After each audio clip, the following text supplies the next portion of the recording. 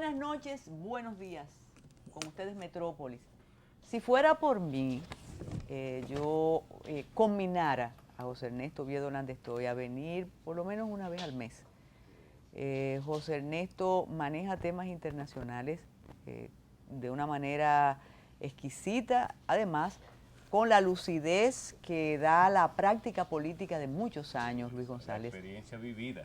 Exacto. Y tiene países y problemas que son muy caros para su análisis y además que mezcla convivencias con afectos. Uno de ellos es Brasil. La última vez que tuvimos al Gordo por aquí, aparte de hablar en Memorias para la Historia, consagrada a Bujosa, de uno de los procesos de las epopeyas contemporáneas, te referiste a las imputaciones de prevaricación contra un grupo de exministros y amigos tuyos algunos.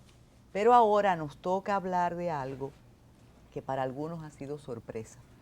Incluso Luis González, recién llegado de un viaje a Colombia, decía, tenemos que hablar de Brasil. Y yo dije, hasta que no consiga a José Ernesto Oviedo Landestoy, no voy a tratar el tema. Y hoy lo tenemos aquí y sé que ustedes van a aprender mucho, a disfrutar y vamos a tener otra perspectiva de lo que está pasando en Brasil. Bienvenido, José Ernesto.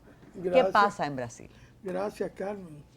Bueno, en Brasil está pasando en todo este mes de junio grandes manifestaciones y protestas que tuvieron su inicio a mitad del mes de junio, coincidiendo prácticamente con la inauguración de la Copa de las Confederaciones, lo que le dio más cobertura mediática a los hechos de la calle que todavía se siguen protagonizando en Brasil. Subrayando lo importante, y excúsame, antes de comenzar, primera interrupción, lo importante que es para los brasileños el fútbol.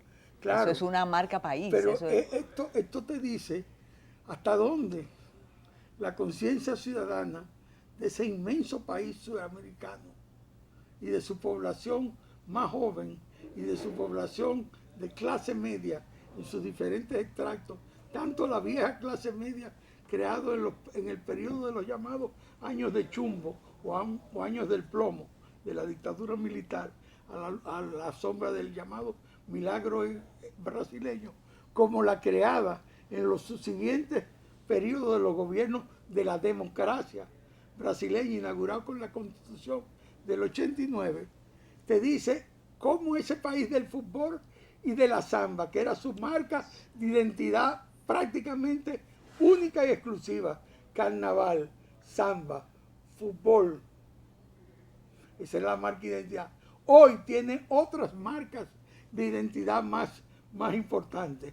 Hoy Brasil es reconocido en el mundo como el país que logró en el decenio virtuoso de Lula y Dilma de sacar más de 40 millones de seres humanos de la pobreza, de llevar a la clase media a más de 30 millones, de llevar a cabo un proceso de inclusión social que permitió que el gobierno ejecutara políticas públicas no para un tercio de la población, como había sido históricamente en Brasil, sino para toda la población brasileña, y que por primera vez en la historia republicana de esa gran nación de más de 190 millones de habitantes hubiese una inclusión en el consumo y en la ciudadanía de millones y millones de ciudadanos. Y esos son los que están en la calle. Una parte significativa de esos son los que están en la calle. Ellos no están en la calle pidiendo el derrocamiento del gobierno de Dilma. Ellos no están pidiendo un impeachment, como se pidió para Collor, los jóvenes cara pintada. Ellos no están reivindicando directas ya, como se pidió antes de la Constitución del 89. Ellos no están reproduciendo la passeata de junio del 69, la passeata de los 100.000 en Río de Janeiro. No, ellos están reivindicando un mejor país. ¿En qué sentido? Un mejor país en términos de los servicios público. Fíjate que el detonante de ese movimiento fue el aumento de 20 centavos de real del transporte público en el estado de Sao Paulo y en otros estados, y un movimiento integrado por jóvenes y adultos de clase media de esas grandes metrópolis brasileñas llamado Movimiento Pasaje Libre, galvanizó a través de las redes sociales una convocatoria que se expandió como reguero de pólvora en todo el país. Y a partir de ahí, el movimiento ha levantado una serie de reivindicaciones, como por ejemplo, uno de los letreros más paradigmáticos de estas manifestaciones es el que dice: tu hijo está enfermo, llévalo al estadio. En el país del fútbol hay jóvenes que están levantando un letrero que dice, claro, ¿por qué? Porque esos jóvenes entienden que la inversión que hizo el Estado brasileño y particularmente el Estado federal de Río de Janeiro para los Juegos. Para los Juegos de la Confederación y la Copa del Mundo, el arreglo del Maracaná. Por ejemplo, el caso del Estadio de Brasilia. El Estadio de Brasilia estaba calculado la remodelación que iba a llevarse 400 millones de dólares y terminó llevándose 1.000 millones. Entonces, hay ahí también un subtracto de lucha, no solamente por una prioridad presupuestaria más próxima a las necesidades de la población, sino también que implica una crítica y una denuncia a la corrupción que entraña el negocio de la contrata, de los convenios, en los que hay grandes empresarios. Hay dos explicaciones macro. Porque, por ejemplo, sería muy bueno que el periodismo investigativo rastree cuáles son las compañías nacionales e internacionales que licitaron y le adjudicaron. Pero ya algunos dicen que como esos millones salieron de la pobreza, se convirtieron en consumidores. Que por eso están reclamando para no perder un poquito de lo que ya pueden adquirir en el mercado. Y otros dicen que finalmente, y hay un economista muy prestante aquí que sostiene esa hipótesis, sostiene que fue una ficción y que ese modelo realmente nunca funcionó y que explotó. ¿Cuál tú compras de esa? No sé quién es el economista, no me interesa que me digan el nombre, pero por la posición que sostiene, obviamente va más allá de la visión de los Chicago Boys, de lo que acabaron en la década perdida con nuestros países, con lo que le rinden culto al modelo del príncipe y desprecian y minimizan las realizaciones del que ellos llaman despectivamente el sapo barbudo, que es Luis Ignacio Lula da Silva. A la élite brasileña y a la élite internacional, por más filigrama que hagan frente a Luis Ignacio Lula da Silva, le cuesta aceptar que un nordestino, hijo de la pobreza, sobreviviente del nordeste brasileño, que se trasladó con su madre y sus 7 hermanos en un pau de arara a vivir en Santo, y que tenía cuando se graduó, que es su único título, aparte del de presidente de la República, cuando se graduó de tornero mecánico, tenía un cuarto curso, que es su educación formal, un cuarto curso de primaria. Le cuesta arriba que ese señor haya hecho las realizaciones que no pudieron hacer en 500 años todos los doctores con que voltaron el Brasil. Por eso no tengo ninguna duda de que el economista que así habla está imbuido de un criterio clasista y de una posición fiel a los dictados del consenso de Washington, que fue lo que precisamente el pueblo brasileño derrotó cuando eligió a Lula en el 2003, cuando lo reafirmó en el 2008 y cuando eligió a su sucesora en el 2010. Yo me inscribo, mi amigo Gordo Oviedo ahí. Hay muchos que esperan, y eso sucede con lo que está en ascenso, como señala Faris Zacarías, el ascenso de los demás. Cuando eso que está en ascenso, que ahora la economía de ese grupo es la más importante del mundo, sucede algo, entonces míralo ahí, eso es lo que iba a suceder, todo fue una burbuja, eso lo dicen de China, cuando China no crece lo que se supone que iba a crecer, pero mucha gente, con el caso de China, yo le señalo que China se planteó crecer menos en el plan quinquenal 12, 2011, 16, se planteó crecer 7% y creció 8% el año pasado y dijeron mucho, míralo ahí como al contrario, China creció más de lo que se propuso. Por eso es lo que está pasando con esto. Yo creo que es algo circunstancial y usted lo señaló. Fue un momento de por 10 centavos que le aumentan, es llamando la atención de eso. ¿Por qué dedicar dinero a una situación? Y eso, que es el deporte nacional. El caso del fútbol. Eso a mí me llama la atención. Pero no creo que sea porque el modelo esté fallando. Yo creo que al contrario, Brasil sigue siendo uno de los países en ascenso más importantes del mundo. Este año, naturalmente, la economía de Brasil este año está un poco deprimida, pero la tendencia es que siga creciendo. Pero a mí me gustaría preguntarte, Gordo Oviedo, usted conoce la situación, la sociedad de Brasil. Esto, ¿cómo podría afectar políticamente a Dilma, al mismo Lula, de cara al futuro? Porque hay elecciones pronto en Brasil. Mira, ¿cómo usted cree que podría afectar eso? Lo que sucede en Brasil tiene un impacto mucho más allá de su frontera. Ahorita podríamos dar una mirada geopolítica del impacto de las movilizaciones y protestas en la región y en otras regiones. Pero yo quisiera decir, antes que nada, lo siguiente. En estas movilizaciones y estas protestas se produce una disputa.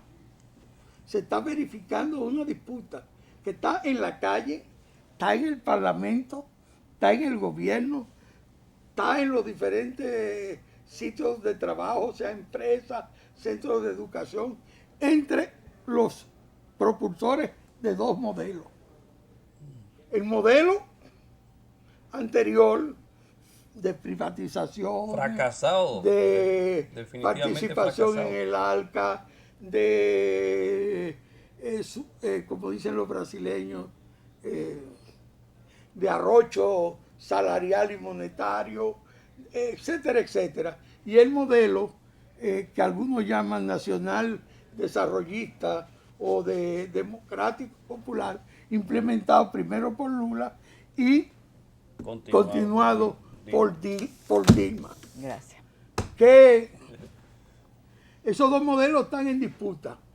Ahora, hay una cuestión, un elemento que ha trabado tanto la aplicación de políticas en el pasado neoliberales como ha trabado principalmente políticas progresistas del modelo, para llamarlo de una manera lulista, que es el sistema político heredado en Brasil después de la caída o de la salida de escena de los militares y después de promulgada la Constitución del 89.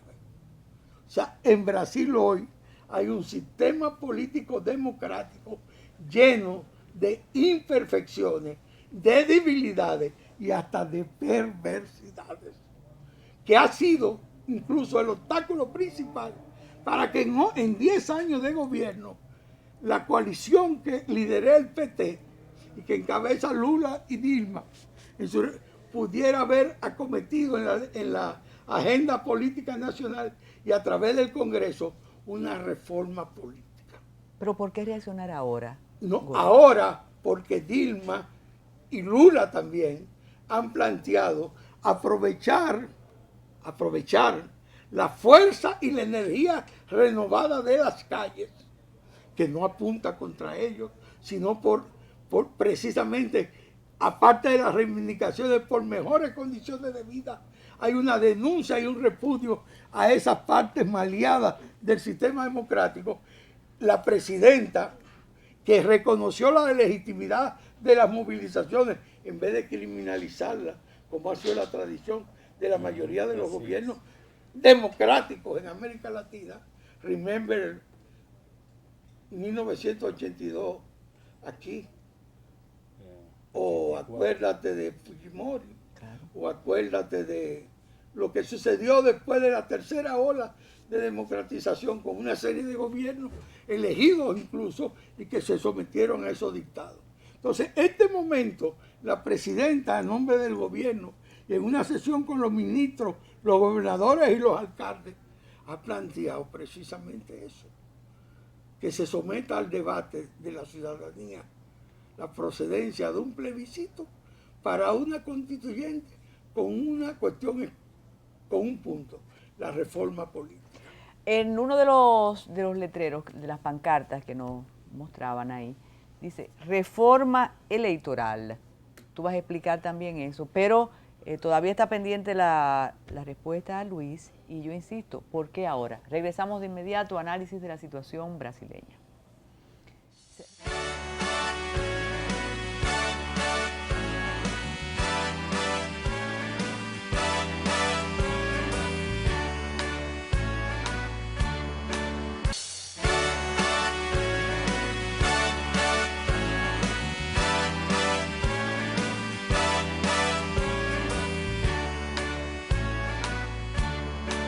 Desde lejos, sin conocer como conoces las interioridades, y después tenemos que hablar de los ministros y de los sometimientos, repito, uno dice, ¿por qué ahora? Si Dilma fue tan bien votada, si fue tan bien apoyada por Luis Ignacio Lula da Silva, si la población la quería. Entonces ahora sale todo esto de la reforma electoral, de las pugnas partidistas y sobre todo, algo muy importante que tú planteas, del rechazo de grupos muy poderosos para que se siga haciendo la transformación de Brasil. Tú tenías algo pendiente, ¿no?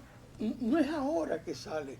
Ahora la voz de la calle hace que muchos ciudadanos liguen ese problema al peso que tiene todavía en la sociedad brasileña como tal, el conservadurismo.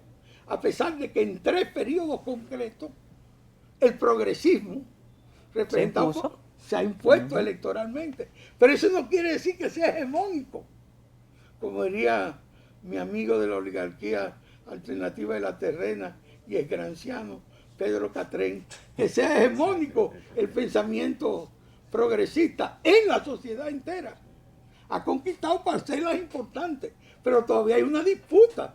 Entonces, ahora, con las manifestaciones en la calle de un segmento que no se había participado en la lucha política, porque esta es una generación nueva, esta no es ni la generación de Lula, ni la de Dilma, ni la de son muchachos, ni la de Cedilceo. Esta es la generación que solamente ha conocido a Lula. No, ha conocido por lo menos de Collor de Mello a Dilma. Sí. De Collor de Mello a Dilma. O sea, del impeachment a Collor de Mello en el 91, a Dilma hoy en el 2013. Pasando por el príncipe Fernando Enrique, de 2 periodos. Le pusiste más tiempo incluso. Yo pensaba que era más joven ese grupo. Entonces, ¿qué es lo que sucede? Bueno, 22 años. Sí. Es una generación. Sí. Es una generación que está emergiendo. Y está buscando, y está protestando, y está usando la forma de protesta que se corresponden.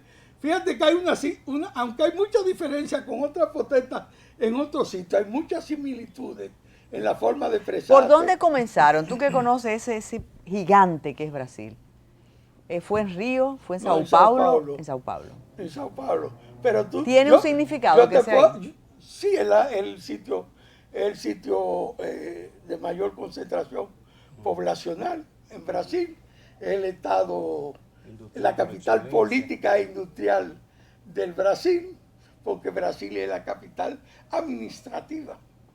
Pero yo te puedo asegurar, sin necesidad de ver ninguna imagen que en los hechos más violentos se han producido en Río de Janeiro. ¿De parte de los protestantes? De parte de los protestantes. ¿Por qué Río? Porque ahí también, que es una parte que, pero muy ínfima, que además no delegitima las movilizaciones ni las manifestaciones. Ahí hay también la intervención de grupos, obviamente, del crimen organizado, que aprovechan, político. No, que aprovechan el momento para...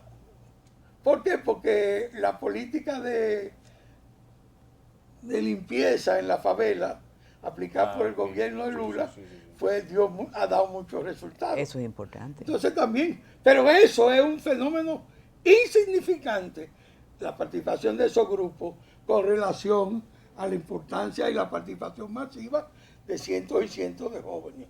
Luis te preguntaba si afecta o de qué manera. Va a afectar políticamente para el futuro. Sí, oye, todo lo que esté pasando ahora va a tener su impacto en el futuro. ¿Qué es lo más interesante de esto ahora mismo? Lo más interesante de esto es que, por ejemplo, la prensa conservadora de Brasil, que siempre ha sido anti-Lula, Si tú lees un periódico brasileño, tú dices, no puede ser que ese Lula que habla y que lo premiaron. Esa prensa no le está dando, no está ayudando a posicionar a las figuras políticas que ya ha elegido, por ejemplo, el Partido Socialdemócrata brasileño de Fernando Henrique Cardoso, que es el actual senador de Minas Gerais, Aécio Neves, nieto de don Tancredo Neves. De Tancredo Neves.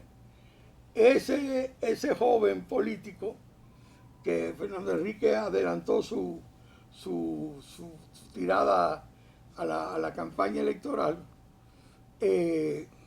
no sale. O sea, no ha capitalizado. ¿A quién están tratando la prensa conservadora de presentar como la figura que puede representar a ese movimiento en una contienda electoral? A dos figuras.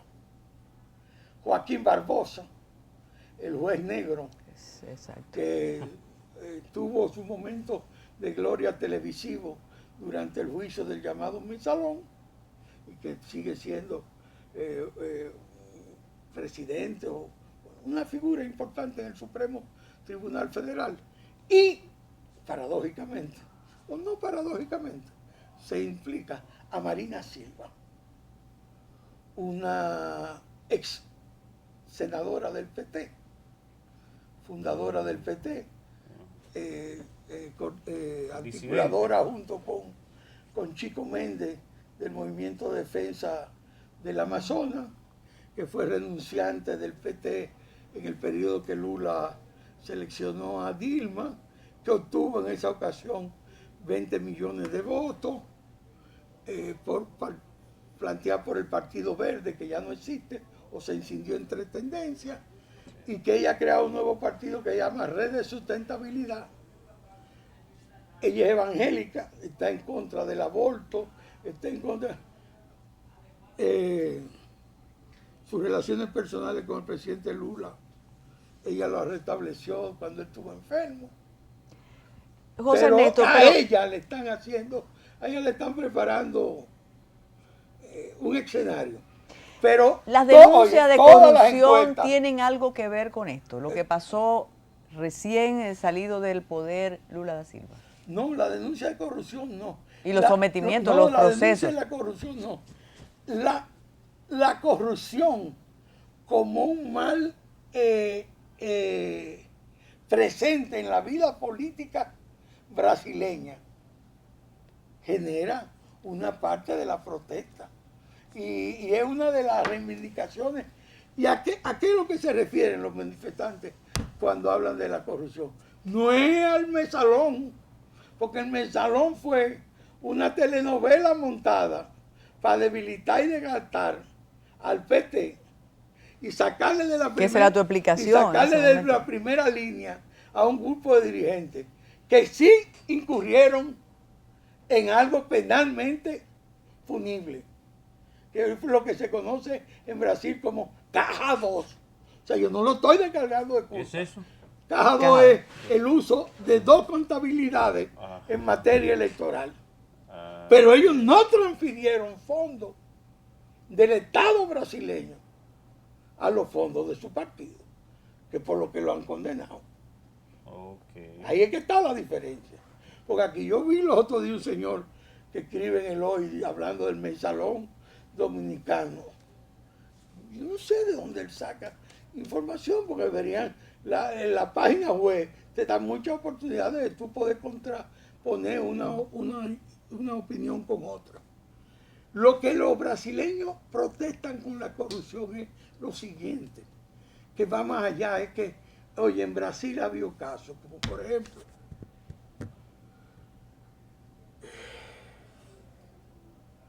uno que fue alcalde de Sao Paulo. Incluso él... Del PT, del PT. ¿Cómo va a ser del Ah, PT? bueno. El PT hizo una parte importante de su historia política y de su vida política como un partido de primera línea en la lucha contra la corrupción y siempre ha estado en eso. Y durante el Es gobierno, como bandera que y lo durante tiene el eso. gobierno del PT, de Lula y de Dilma, no dedique el de Dilma y no el de Lula, porque hay otros que han querido jugar a eso, que Lula era permisible y Dilma era dura. No, los dos son duros. Y al que le presentaron pruebas, sométanlo. Ah, no, no importa. Pero te decía, Ese alcalde, ¿qué hizo? te decía ese alcalde, el apellido de él es sinónimo en Brasil de ladrón. Al que le dicen tal, tú sabes Es ladrón. que está diciendo ladrón. Mira, casualmente este fin de semana vimos cómo Michelle Bachelet se perfila como la Sí, próxima ganó presidente. por el 67. Exacto. Tú decías que sería bueno hacer un repaso por la región. ¿Puede esto que está pasando en Brasil extenderse? Este fin de semana vimos en las publicaciones internacionales Carlos Alberto Montaner y Oppenheimer hablando sobre las protestas en Chile de manera Sí, muy severa, diciendo ustedes no tienen derecho a protestar por esto y por esto. ¿Qué va a pasar con la región y esta explosión brasileña? No, yo pienso que la tendencia fundamental de estas movilizaciones brasileñas, más la propuesta de pactos que ha hecho el gobierno que preside Dilma, van en dirección de un fortalecimiento de la democracia y básicamente en su rasgo de participación e inclusión social. Porque democracia, hay un consenso desde hace muchos años sobre la democracia, pero hay unos que quieren democracia de muy baja intensidad y otros que queremos democracia de alta intensidad con respecto a los derechos de la diversidad que puebla nuestros países, no solamente en términos de raza, de colores, de lengua y cosas, sino de otras cosas que no lo permiten los que viven con la cabeza puesta en la agenda del siglo XIX, del siglo XVIII o de la Inquisición. ¿Qué pasa con los partidos políticos en Brasil? Tienen que reinventarse todos, desde el PT hasta el último, tienen que reinventarse todos. Hay unos que están... Porque esto pudo capitalizarlo un partido político. Hay unos que están en mejores condiciones y otros que están en peores condiciones. El PT sigue estando en muy buenas condiciones, sigue estando en la opinión de los brasileños como el principal partido.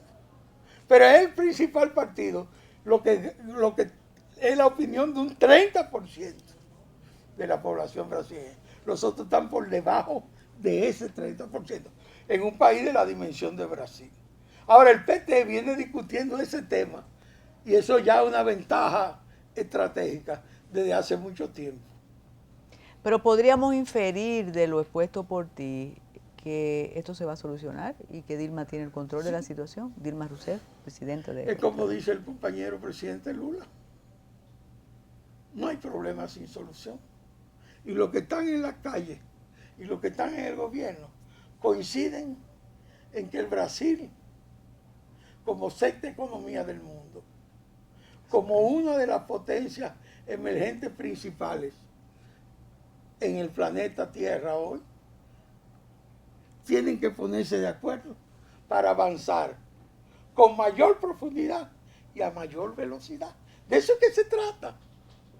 No es de derrocar a nadie, ni quítate tú para ponerme yo, o mira, Dilma no dio cosas, tiene que volver Lula. No, no, no. Entonces, se sigue con Dilma y se sigue transformando Brasil. Hacemos otra pausa.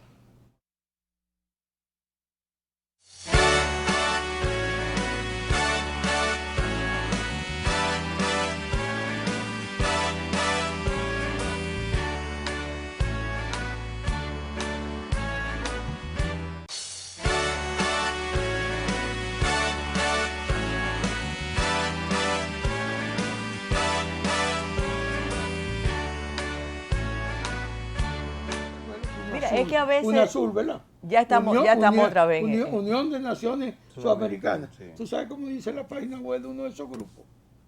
La URASUR, la Unión de Repúblicas Socialistas de América del Sur. Mira, hay que conocer la sí. historia que es reciente, la de los regímenes de fuerza de la región. José Ernesto y yo tenemos una amiga, muchas amigas brasileñas tienen, pero Cristina Cavalcanti, cuando estaba aquí, hablaba de los fascios Sí. y de esos grupos fascistas. No, Y yo decía, pero esta muchacha realmente tiene una obsesión porque ni siquiera ella vivió el rigor fuerte de la dictadura, pero en Brasil existe eso. No, y Gordo, hay grupos y es importante. No, pero además hay grupos que se dedican a monitorear y a provocar y agredir a sectores específicos, por ejemplo, artistas, intelectuales. ¿Por qué en Colombia no pasa algo como esto? ¿Por qué en Venezuela no pasa algo como esto? Fíjate, te estoy poniendo antípodas de acuerdo al sistema. Vamos a ver. Porque a pesar de las debilidades del sistema democrático brasileño, está mucho más fortalecido que el de Colombia y el de Venezuela, y tiene más interlocución. Ese es uno de los... Ah, tú lo explicas como una manifestación de la democracia. Una expresión, oye, claro. ese es uno de los problemas que tiene Maduro ahora como desafío. Si él no crea mecanismos de interlocución con franjas de la oposición, él no tiene el carisma de Chávez, como Lula, como Dilma no tiene el carisma de Lula. Exacto, sí, así es. Dilma cometió errores, pero son errores mínimos con relación a lo que ha sido la orientación. No, y es otro como estilo. Como lo cometió Lula también. Pero ninguno de los errores que ellos han cometido tienen el alcance y la significación de cambiar el rumbo de la orientación de su ejecutoria. Entonces, en Colombia no podría pasar esto, ni en Venezuela tampoco. Insisto en esos dos países porque tienen sistemas diferentes, muy diferentes. Mira lo que sucedería en Venezuela si surge una vaina así. Dado el nivel de polarización política entre el chavismo y la oposición, inmediatamente el chavismo consideraría esas manifestaciones como contrarrevolucionarias. Sí. Y los otros entonces entenderían que en Colombia hay otros factores. En Colombia hay el factor de que las fuerzas sociales o los movimientos sociales se cuidan de que su actuación no le sirva ni al gobierno ni a la guerrilla, que son las dos partes beligerantes en una sociedad dividida. Pero no es el tema de Brasil, porque Brasil no tiene guerrilla. Exacto. Brasil tiene, eso que yo iba a decir de la reforma electoral, Brasil tiene la perversidad más grande, que no lo pudo derrotar ni Lula, ni Dilma, ni nada, y por eso es importante la constituyente para la reforma. Y es que tú hoy te presentas por un partido y antes de juramentarse, ya tú te pasaste para otro y ya tú no tienes mayoría. Porque tú, a conveniencia de tus intereses, formaste una bancada de evangélicos, aunque los evangélicos fueron electos que por eso aquí, cuando se habla de transfugismo, hay otros sistemas donde el transfugismo realmente tiene connotaciones más allá de simplemente el cambiachaquetismo y el pirateo nuestro. Claro. Y en días pasados, en una jornada de intercambio que ofició la Junta Central Electoral con unos expertos electorales magníficos que siempre vienen por aquí, nos dimos cuenta de eso. Es que aquí no tiene la connotación que tiene en otros lugares. Que en Brasil, ¿cómo es? Es así. Mira, Gordo, entonces Además, no es grave. Además ten en cuenta lo siguiente, Carmen. Si aquí va un hombre de un maletín al Congreso Nacional a pedir que le aprueben una vaina para un contrato de una presa, una vaina, tú estás hablando de 40 millones de dólares. Si tú vas a Brasil, tú estás hablando de 1.000 millones de dólares. ¿Ok? Mencionaba la prensa. Coño. Mencionaba O la en China o en cualquiera de los países de los BRICS. Por ejemplo, te pongo los llamados 3 países democráticos con sistema democrático del BRICS. África del Sur, Brasil y la India. Coño, ¿cuál es la característica fundamental de esos 3? Que así como están como potencia emergente, no solamente regionales, sino también a nivel global, hay un descompás entre las desigualdades internas que todavía prevalecen con los puntos y las realizaciones que lo han llevado a jugar un papel de jugador global. El triunfo de Brasil en el juego, como tú decías al principio, es muy importante para Brasil, además de la samba, el fútbol. ¿No crees que calme los ánimos y la celebración de los juegos, eso va, no importa lo que ocurra y no importa lo que la población quiera? Porque no está cuestionado los juegos. Fíjate que el Maracaná se llenó con el juego de la Confederación. El Maracaná se llenó y se veían los torcedores, como dicen en Brasil, con tabletas de esas vainas, esas tabletas. Sí, los iPads. Los iPads, la vaina. Todo el mundo. No se cuestiona eso. Lo que han cuestionado es por qué coño priorizaron remodelar al costo que remodelaron esas vainas para unos juegos que lo impone la FIFA, que es una mafia internacional. La FIFA es una mafia internacional. Y bueno, hay 20.000 investigaciones sobre eso. Pero a los Bauer no les va a gustar que tú digas eso. Pero es la verdad. Tú tenías otra pregunta. No, Hay un trabajo, búscalo, de Eric Nepomuceno, un escritor brasileño que vive en México, que se llama Brasil, Fútbol y Corrupción. Búscalo, estudia. Yo quiero aprovechar que tenemos a un hombre como el Gordo Oviedo, que conoce, no solamente conoce, sino que vivió el tema y sigue viviendo la relación con China, República Dominicana, China. Precisamente en el día de hoy, Gordo Oviedo, se conmemora el 92 aniversario de la fundación del Partido Comunista de China, el 1 de julio del año 1921. Me gustaría conocer tu experiencia, esa relación, la trayectoria, porque desde que yo comencé a tratar este tema, por eso le decía a Carmen Inver que usted es mi papá en este aspecto. Cuando yo comencé a estudiar China, mucha gente me hablaba del Gordo Oviedo, la experiencia que tuvo, entonces yo quiero que él comparta con nosotros eso en este 92 aniversario del Partido Comunista China, cómo usted comenzó a acercarse y la trayectoria que ha tenido con esta. Mira, tú sabes que yo celebraba mi cumpleaños ahí en el parquecito de los Pelleranos. Y una de las Ya es el parque tuyo. Una de las celebraciones de mi cumpleaños, yo hice una invitación con la ayuda de un amigo mío de mucho tiempo, que no voy a decir su nombre aquí, y imprimimos una invitación mimeografiada. Es ministro, ¿no? Mimeografiada, invitando al cumpleaños del Gordo Oviedo. Y la foto que la ilustraba era una foto de un cumpleaños, creo que el número 3 mío, cumpleaños número 3 mío, yo disfrazado de chino y con un bizcocho de Miguel Sampol, que era el reportero Eso es Por así. excelencia. de excelencia Sí. de la época de los 40. Yo nací en el 45, así que esta foto daba del 48. Entonces el texto decía, como ven, desde pequeño yo fui pro chino, porque estaba disfrazado de chino. En el No, 48. mis relaciones políticas con China datan de los años 60. Datan de los ¿Cómo años, comenzó esa relación? Es importante. En Qué los bueno, Luis, que tú 60, le preguntes. comenzó en los 60 a raíz de mi designación por el 14 de junio como delegado en París, Francia, del movimiento revolucionario 14 de junio. Yo llegué precisamente a París en finales de abril. El movimiento de mayo se inició Sí. antes de la mitad de mayo y yo, imagínate, caribeño, acabado de pasar por la guerra de abril, O sea, en el 68 usted está llegando allá. en el 68. En abril Fue del mi primer 68. viaje al extranjero Sí, incluso. sí, sí, sí. Y yo- 23 años Bueno, tenía buen tú. viaje. 23 años. Buen tenía. viaje, su primer Sí, viaje a entonces París. ahí una de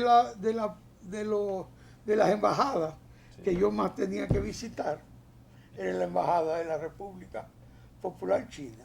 La otra embajada que más yo tenía que visitar en esa época era la embajada de la República Socialista de Cuba. Y además tenía que mantener contacto con todos los movimientos políticos progresistas y revolucionarios de la época, y también con la embajada de Argelia, donde en una ocasión, el 14 de junio, también mandó un delegado permanente. De esa fecha data mis relaciones.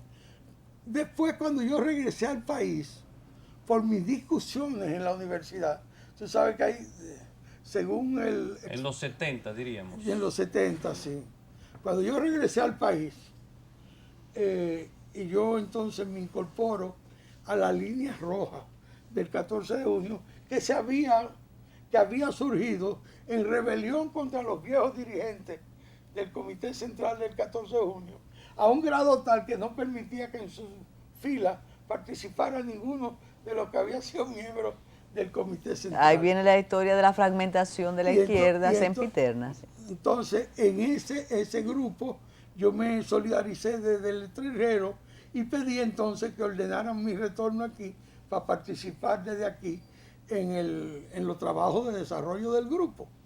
Fui primero designado para Santiago, duré un tiempo en Santiago y después me trasladaron para acá y vine y tuve en el movimiento estudiantil como orientador del grupo Fragua. Pero, José Ernesto, Y ahí eso, entonces- yo me sé tu historia, ¿verdad? Pero a mí me sorprende siempre el conocimiento actualizado que tú tienes de la intimidad del Partido Comunista Chino y de los cambios. Recuerdo en un intercambio que auspició Rosa NG, recién llegada de un viaje que estaba Consuelo Sí, yo de Pradel, estuve. que tú participaste, y el asombro fue colectivo, sobre todo de quien no conocen bien al Gordo, porque tú no has perdido, al parecer, el contacto No, o el por- análisis de la situación china. Por La una experiencia. sencilla razón. Aparte de que yo leo siempre la columna de Ni Hao de Luis González. Aparte de Pues eso, verdad, están y como su- don Pedro y su don li- Juan echándose y su piropos. libro, y su libro. Muchas gracias. Yo también le doy seguimiento a una serie de especialistas en asuntos chinos. Por ejemplo, en Brasil, Vladimir Pomar, que es la segunda generación de una familia de comunistas brasileños, todos intelectuales, profesores universitarios. Ese es para mí uno de los mejores especialistas en temas chinos en el continente latinoamericano. Pues la obra de él yo la conozco prácticamente toda. Los trabajos de los partidos que tuvieron relacionados en los años 60, 70, el llamado movimiento comunista marxista-leninista, auspiciado y promovido por los chinos.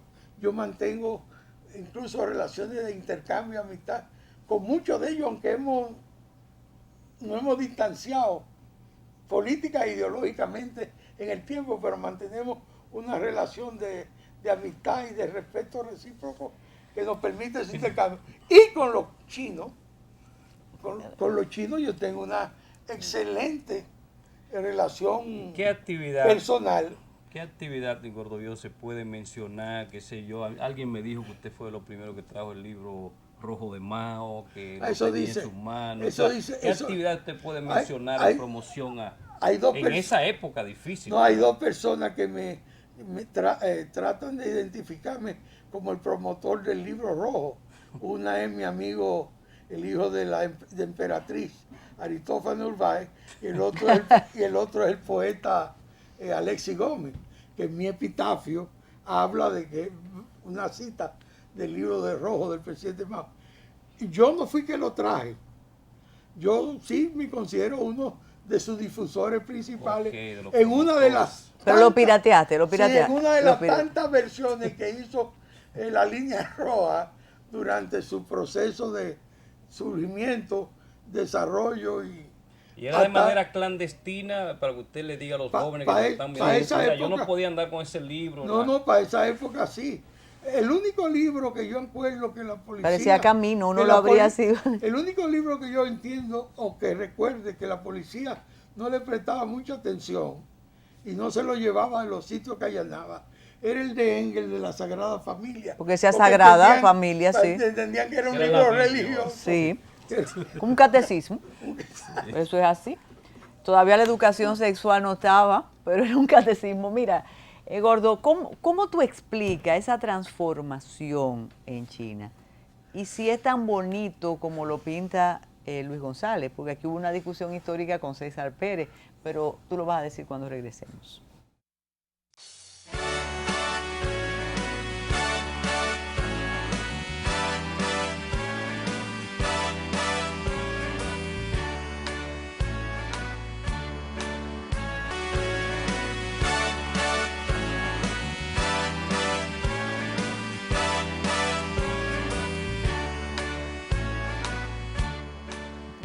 Entonces, es como dice Luis, han logrado ese milagro, José Ernesto. Estamos en el aire.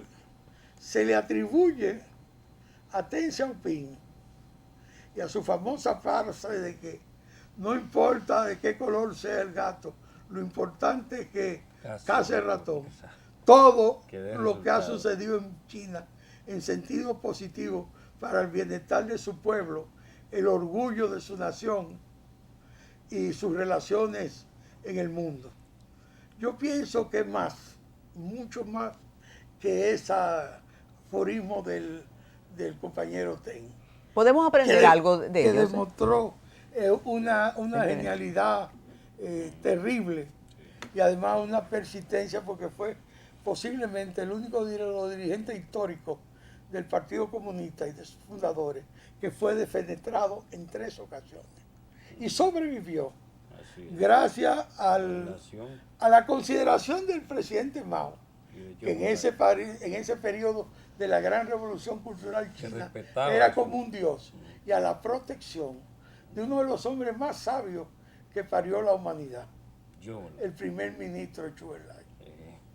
Pues te sigue siendo sinólogo como tú. Así mismo dijo el presidente Richard Nixon en el libro Líderes, que él no había conocido. Uno de los hombres más sabios que parió la humanidad y uno de los hombres con mayor capacidad de entendimiento con el adversario o con el contrario.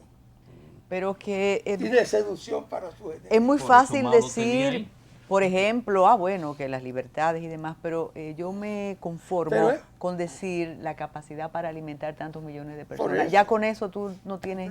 no, pero que eso tú tienes que verlo en 2 etapas. Porque, por ejemplo, hoy hablamos del Brasil y decimos como una hazaña y un hito que durante el decenio de Lula y Dilma se sacaron 40 millones. Pero oye, en el 49, cuando Mao Zedong proclamó el 1 de octubre que China había nacido, la nueva China, con la construcción de la República Popular China, en menos de un plan quinquenal, China sacó de la miseria a más de 100 millones de personas. En China lo cargaban